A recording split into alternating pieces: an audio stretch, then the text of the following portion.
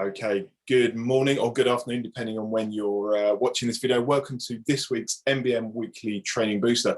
So we're running these 10-minute videos, all with a view to help boost your training with lots of top tips, useful techniques that you can apply, whether you're working from home or back in the office, which I know a number of us are starting to return to.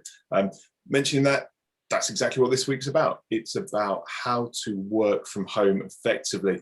It's about managing your own remote working and bringing to life some of that stuff that we've all got going on and how to overcome some of those challenges. So, Darren, good morning to you. Let's hear your first top tip about how to work remotely. All right, so we've got an infographic on this and also a mnemonic.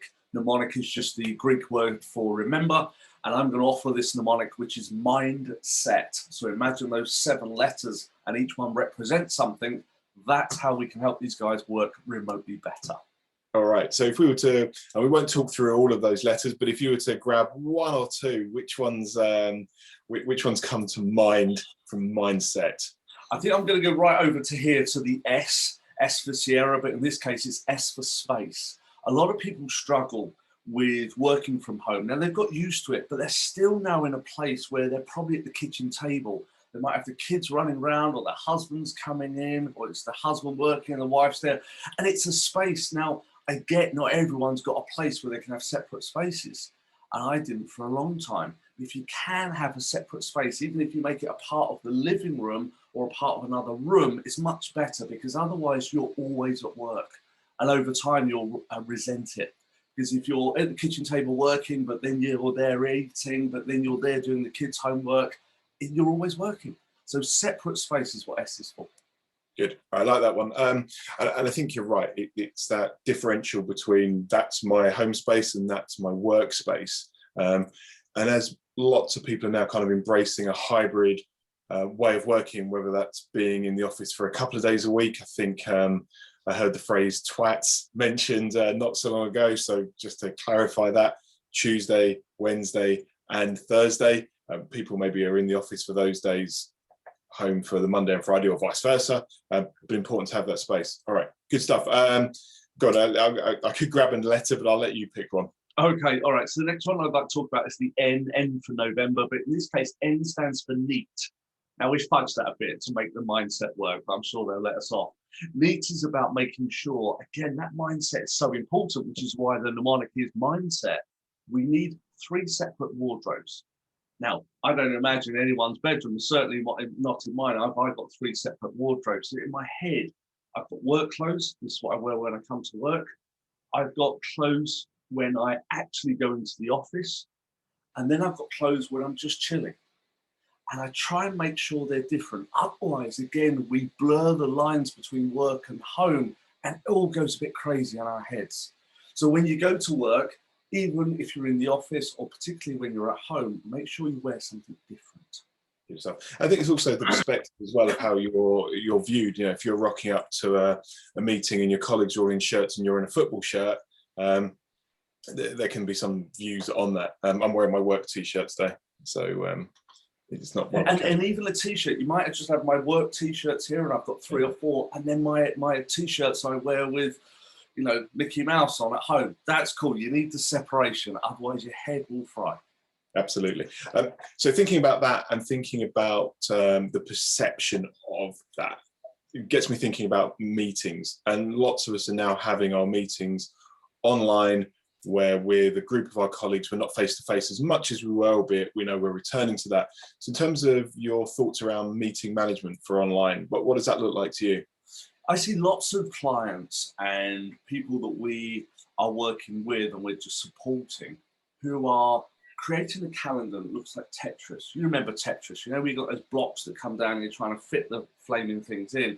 Well, their calendar, go on. I'll say I've got the tune in my head now.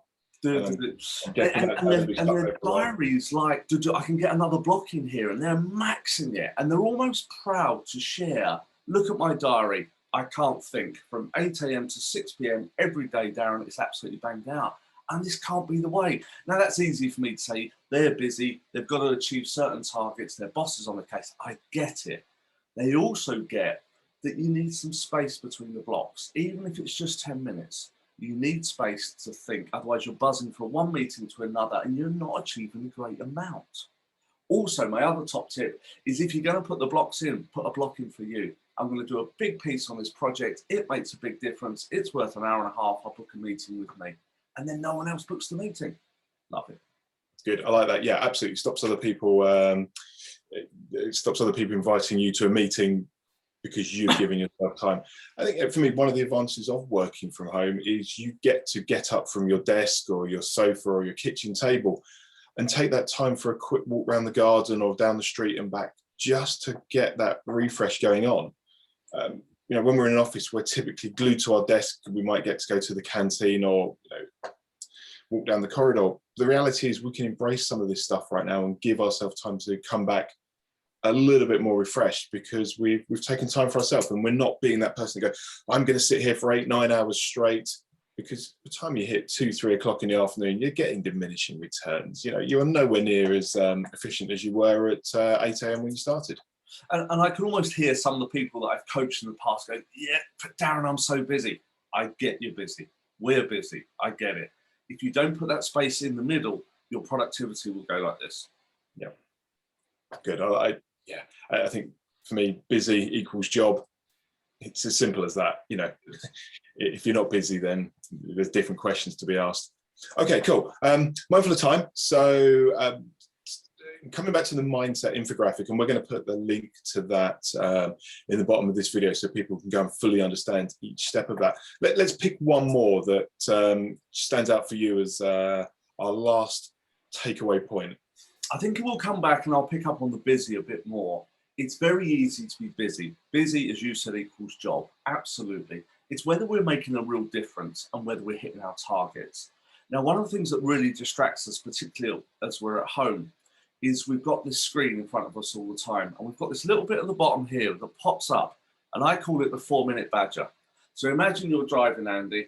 You concentrate on driving, you can do that, it's very natural. And then a badger runs out every 4 minutes in front of you. I've got bloody badgers. Right, that's what's happening with email notifications. On average, you get about 122 emails per day. That means every 4 minutes, this thing pops up, and we all know you do it. You sneakily have a look, see if it's an email you want to respond to, then you go back. But what that's actually doing is taking you out of the deep work you were doing, which hopefully is big, significant, making a difference work, going into that, then coming back. And imagine doing that 122 times a day. You'd want to run yourself over, let alone the badger. I know that you need to be a maths genius to quickly run that calculation and figure out exactly how much time you are indeed losing. All right, good stuff. So I think what we're saying is consider switching off that email notification. Let's shut it down, or at best, shut Outlook down for the hour. Just, you know, I know people are going to go, oh God, I can't possibly miss an email that might be urgent. The reality is you still have other meetings where you don't review your emails. Sometimes it's good to be selfish for you to get that important work done. Okay, good stuff. Mindset is our acronym that we're hanging our how to work effectively from home, how to work remotely. We're going to get that link in the bottom. And likewise, if there's questions or thoughts, add them into the comments. Drop us an email, give us a call. As we said, we're starting to get that return to work, return to office thing happening now. But the reality is hybrid is here for the long term, and we should be embracing it. All right, final thoughts from me. That was them. Anything from you, Darren, before we close this week's weekly training booster? I'm just going to hop back so I can hear people almost saying, yes, but you don't understand. My customers expect me to read emails. One, let's find another urgent form of communication: text, WhatsApp, instant message, because that's what it's there for. Email isn't urgent. And the second thing is, if you really need to, set up rules where customer emails come through as notifications, everyone else doesn't. Nice, like that. Good stuff. Great top tip. Darren, thank you. We'll see you again, and hopefully everyone else again at our next weekly training booster. Take care all. Bye. Bye.